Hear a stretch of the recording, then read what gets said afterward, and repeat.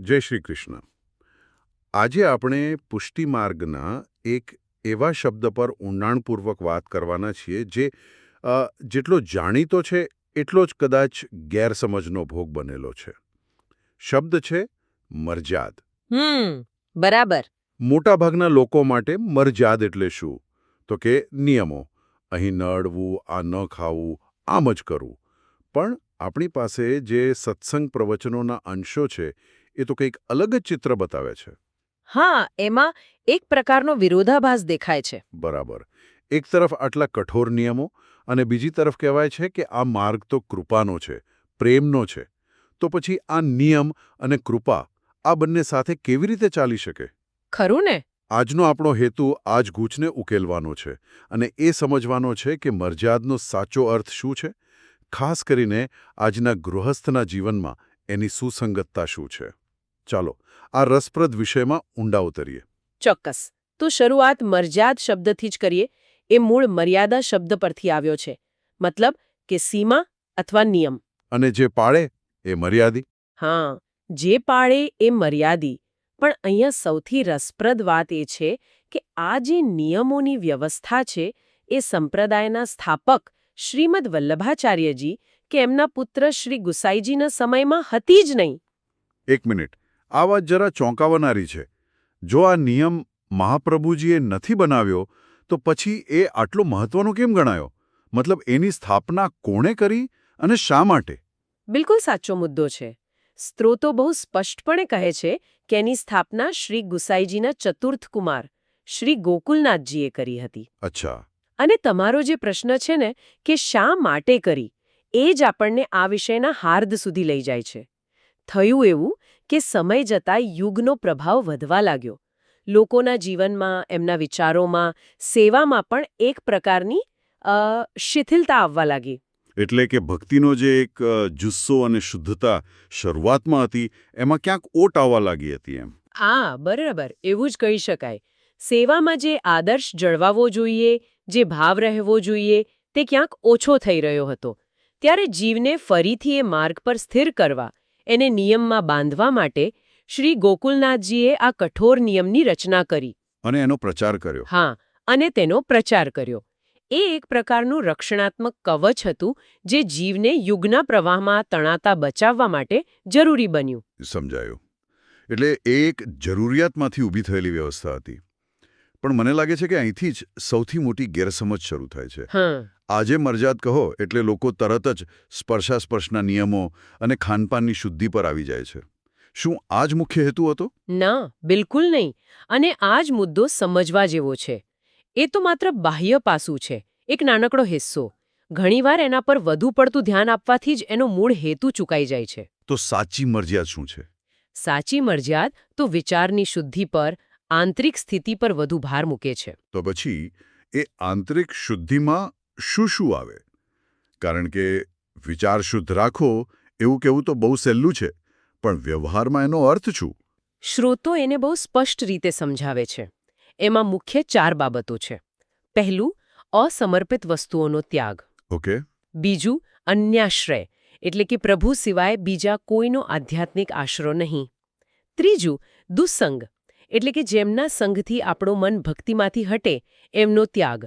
અને ચોથું, અસદ્વાર્તાલાપ, મતલબ કે નિંદા, કુથલીથી દૂર રહેવું. પણ એ એક વ્યવહારુ પ્રશ્ન ઊભો થાય છે. દાખલા તરીકે અન્યાશ્રય. આજના જમાનામાં આપણે બોસ પર, ડોક્ટર પર, સરકાર પર આધાર રાખવો પડે છે. તો શું એ બધો અન્યાશ્રય ગણાય? ખૂબ સારો પ્રશ્ન છે. અહીં જ વિવેકનો ઉપયોગ કરવાનો છે. શ્રોતો એમ નથી કહેતા કે દુનિયાદારી છોડી દો. અન્યાશ્રયનો અર્થ છે આત્મિક આશરો. અચ્છા. તમારો બોસ તમને નોકરી આપી શકે છે, મોક્ષ નહીં. ડોક્ટર શરીર સાજું કરી શકે છે, આત્માનું કલ્યાણ નહીં. જ્યારે જીવ એવું માને કે ઠાકોરજી સિવાય કોઈ બીજી શક્તિ મારું અંતિમ કલ્યાણ કરી શકે છે, ત્યારે તે અન્યાશ્રય કહેવાય. સમજાયું. એટલે સાંસારિક વ્યવહાર માટે જરૂરી અવલંબન એ અન્યાશ્રય નથી.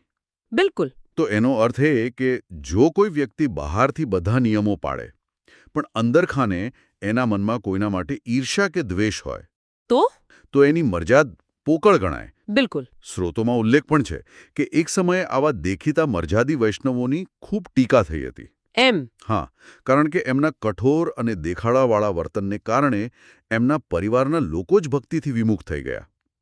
કારણ કે ભાવ વગરની ક્રિયા, પ્રેમ વગરના નિયમ આ માર્ગમાં સ્વીકાર્ય નથી. આ વાત સીધી જ આપણને સૌથી મોટા પ્રશ્ન પર લઈ આવે છે. ગૃહસ્થ અને મર્યાદ. નોકરી ધંધો કરતો, પરિવારની જવાબદારીઓ નિભાવતો સામાન્ય માણસ એ આ બધું કેવી રીતે પાળી શકે? મોટાભાગના લોકોને તો એવું જ લાગે છે કે અમે તો સંસારના કીચડમાં ફસાયેલા છીએ. પૈસા કમાવા એ પાપ છે અને અમારો કલ્યાણ તો શક્ય જ નથી. અને આ આપણા સંપ્રદાયની કદાચ સૌથી મોટી ગેરસમજ છે, જેને દૂર કરવી બહુ જ જરૂરી છે. સ્રોતો તો આનાથી બિલકુલ ઉલટું કહે છે. ગૃહસ્થ આશ્રમને હીન નહીં પણ ધન્ય કહ્યો છે. ધન્ય, હા, કારણ કે વિચારો, સ્વયં પરબ્રહ્મ પણ જ્યારે પૃથ્વી પર અવતાર લે છે ત્યારે એમને પણ એક માતા પિતાની જરૂર પડે છે. એટલે કે એક ગૃહસ્થની જરૂર પડે છે. વાહ, આ દૃષ્ટિકોણ તો અદ્ભુત છે. એટલે પરિવારનું પાલન કરવું, ધર્મપૂર્વક પૈસા કમાવવા એ પાપ નથી. એ તો ગૃહસ્થનો સ્વધર્મ છે. જો એ ન નિભાવે તો એ અધર્મ કહેવાય. એનો અર્થ એ કે આપણે જે જીવન જીવીએ છીએ એને દોષિત માનવાની જરૂર નથી. પણ સવાલ એ છે કે આ જ જીવનને, આ જ કર્મોને આધ્યાત્મિક કેવી રીતે બનાવવા? બસ આના માટે જ શ્રી મહાપ્રભુજીએ સંસાર છોડવાનું નથી કહ્યું. એમણે સંસારને બદલવાની એક અદ્ભુત યુક્તિ બતાવી છે. કઈ યુક્તિ? એમણે કહ્યું, તમારા ઘરમાં 4 સભ્યો હોય તો ચિંતા ન કરો, બસ એક 5મા સભ્યનો ઉમેરો કરો, ઠાકોરજી. આ વિચાર આમ તો બહુ સરળ લાગે છે, પણ શું ફક્ત એક સભ્ય ઉમેરવાથી આટલું મોટું પરિવર્તન આવી શકે? આ એક માનસિક રમત જેવું નથી લાગતું? એ માત્ર માનસિક રમત નથી, એ દ્રષ્ટિકોણની ક્રાંતિ છે. જે ક્ષણે તમે ઠાકોરજીને પરિવારના મુખ્ય સભ્ય માની લો, બધું જ બદલાઈ જાય છે. કેવી રીતે? તમારું ઘર હવે માત્ર મકાન નથી રહેતું, એ પ્રભુનું મંદિર બની જાય છે. તમારા પરિવારના સભ્યો હવે માત્ર સંબંધીઓ નથી, એ વૈષ્ણવ બની જાય છે. તમે જે રસોઈ બનાવો છો એ ભોજન નથી, એ ભોગ બની જાય છે. અને જમ્યા પછી પ્રસાદ. બરાબર. અને સૌથી મુખ્ય વાત, કમાવાની ક્રિયા, જે સૌથી મોટો સંઘર્ષ છે. હા, એનું શું? જ્યારે તમે તમારા પરિવારનું પેટ ભરવા માટે નોકરી પર જાઓ છો ત્યારે એક કર્મ છે, એમાં બંધન છે. પણ જ્યારે તમે એવા ભાવથી જાઓ કે હું મારા ઠાકોરજીની સેવા, શૃંગાર, ભોગ માટે કમાવા જાઉં છું, ત્યારે એ જ નોકરી સેવા બની જાય છે. અને સેવા એ નિષ્કામ કર્મ છે. હા, અને એ કર્મોના બંધનને કાપે છે, ખોલે છે. આ રીતે ભલે તમને ગીતા કે ભાગવતનો એક શ્લોક મોઢે ન હોય, છતાં તમે અજાણતા જ એના ગહન સિદ્ધાંતોને જીવી રહ્યા છો. અહીંથી વાત ખરેખર ઊંડાણમાં જાય છે. ચલો, માની લઈએ કે કોઈ વૈષ્ણવ આ બધું જ ખૂબ નિષ્ઠાપૂર્વક કરે છે, બધા બાહ્ય અને આંતરિક નિયમો પાળે છે, તો શું એ વાતની કોઈ ગેરંટી છે કે એને પ્રભુના દર્શન થશે જ? ના. શું આપણો પ્રયત્ન આપણને પરિણામનો અધિકાર આપે છે? બિલકુલ નહીં. શ્રોતો આનો સ્પષ્ટ અને દ્રઢતાપૂર્વક ઇનકાર કરે છે, અને આ જ પુષ્ટિ માર્ગનું હાર્દ છે. આપણો માર્ગ કર્મનો નથી, કૃપાનો છે. પુષ્ટિ એટલે અનુગ્રહ. હા, કર્મનો એક નિયમ છે, એક કાયદો છે કે તમે આમ કરશો તો તમને આમ ફળ મળશે. પણ કૃપાનો કોઈ કાયદો નથી. કૃપાનો કોઈ કાયદો નથી. આ વાક્ય ખૂબ શક્તિશાળી છે, પણ થોડું અસ્વસ્થ પણ કરે છે. જો કોઈ નિયમ જ નથી, તો પછી આપણા પ્રયત્નોનો અર્થ શું? ના, એનાથી વ્યવસ્થા નથી તૂટતી, આપણું અભિમાન તૂટે છે. આનો અર્થ એ છે કે ભગવાન કોને, ક્યારે અને કેવી રીતે દર્શન આપશે એ સંપૂર્ણપણે એમની સ્વતંત્ર ઈચ્છા પર નિર્ભર છે. એ આપણા સાધનો કે લાયકાત જોવા બંધાયેલા નથી. બિલકુલ. 84 અને 252 વૈષ્ણવોની વાર્તાઓમાં એવા અસંખ્ય ઉદાહરણો છે જ્યાં પ્રભુએ માત્ર પ્રેમભર્યા એક પોકારથી દર્શન આપ્યા છે. અને બીજી બાજુ મહાન યોગીઓ હજારો વર્ષ તપ કરીને પણ પ્રભુની ઝાંખી નથી કરી શકતા. કૃપા જીવના ગુણ અવગુણ જોઈને નથી થતી. તો પછી મારું મૂળભૂત પ્રશ્ન એ જ રહે છે, જો બધું પ્રભુની ઈચ્છા પર જ છે, તો પછી આ બધા નિયમો પાળવાની, મર્યાદા પાળવાની મહેનત શા માટે કરવી? કારણ કે તે આપણું કર્તવ્ય છે, આપણો ધર્મ છે. સાધન કરવું એ પ્રભુને મેળવવા માટે નથી, પણ પ્રભુને રીઝવવા માટે છે. એ આપણા પ્રેમની અભિવ્યક્તિ છે. અચ્છા. પણ આપણે જે પણ સાધન કરીએ એનું લેશ માત્ર અભિમાન ન આવવું જોઈએ કે મેં આટલું કર્યું એટલે હવે મને દર્શન થવા જ જોઈએ. જે ક્ષણે આ અપેક્ષા આવી, એ ક્ષણે કૃપાનો માર્ગ બંધ થઈ જાય છે. તો ઉપાય શું? શ્રોતો સ્પષ્ટ કહે છે કે ભગવાનને પામવાનો એક જ ઉપાય છે દીનતા, પ્રેમ અને નિષાધનતાનો ભાવ. નિષાધનતા. નિષાધનતા એટલે હે પ્રભુ, મારી પાસે તમને પામવાનું કોઈ સાધન નથી, કોઈ લાયકાત નથી. તમે કૃપા કરશો તો જ મારું કલ્યાણ થશે. આ ભાવ જ સૌથી મોટું સાધન છે. એટલે કે પ્રેમ લક્ષણા ભક્તિ જ સર્વોપરી છે. નિયમો એ પ્રેમ સુધી પહોંચવામાં મદદ કરી શકે, પણ એ પ્રેમનું સ્થાન ન લઈ શકે. બરાબર. પ્રભુ અંતર્યામી છે. તે દેખાવ, ઢોંગ કે બાહ્યાડંબર નથી જોતા. તે હૃદયનો ભાવ જુએ છે. નિયમો આપણને શિસ્તમાં રાખવા માટે છે, પણ જો એ નિયમો જ આપણામાં અભિમાન જગાડે તો એ જ નિયમો બંધન બની જાય છે. તો આટલી ઊંડી ચર્ચા પછી જો આપણે મર્યાદાના સાચા સારને તારવવો હોય તો શું કહી શકાય? પુષ્ટિમાર્ગની ખરી મર્યાદ શું છે?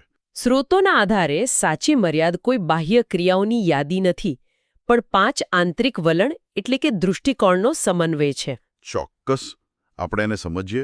પહેલું છે સમર્પણ, એટલે કે પોતાની હું અને મારુંની ભાવનાને પ્રભુના ચરણોમાં મૂકી દેવી. દાસ ભાવે તન, મન, ધનથી સેવા કરવી. બીજું છે સ્વધર્મ, પોતાની શક્તિ મુજબ પોતાના ધર્મનું પાલન કરવું.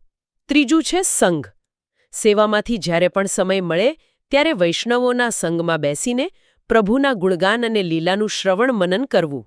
આ 3 તો ભક્તિના મુખ્ય અંગો જેવા લાગે છે, પણ બાકીના 2 જે કદાચ આજના સંદર્ભમાં સૌથી વધુ પ્રસ્તુત છે. હા, અને તે જ સૌથી મહત્વના છે. ચોથું છે દ્વેષનો ત્યાગ. આખું જગત ભગવાનનું જ સ્વરૂપ છે એમ જાણીને કોઈના પણ પ્રત્યે મનમાં દ્વેષ ન રાખવો.